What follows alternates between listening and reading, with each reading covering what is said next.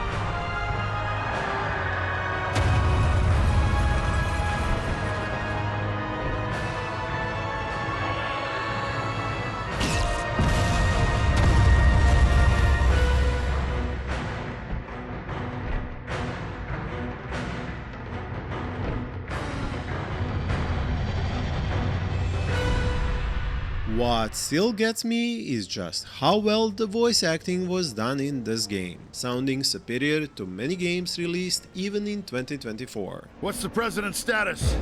He's alive. They've stopped the bleeding, but he needs medical evac ASAP. They're still in the Capitol building. Damn, that whole area is swarming.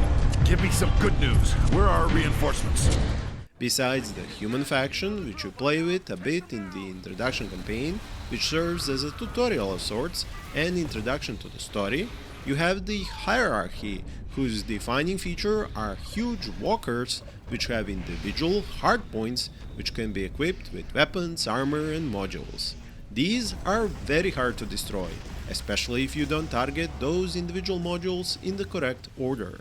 You can even see them get damaged and holes made in them as they take damage, which is something the intro cinematic also showed. The base building system and resource harvesting of this faction is also quite different to what you might be used to, as these alien invaders will harvest whatever material they can get their lasers or transport beams on, be that old cars, cows or humans. It is one of the only games ever to stay true to the idea of invading aliens which really do harvest us as resources.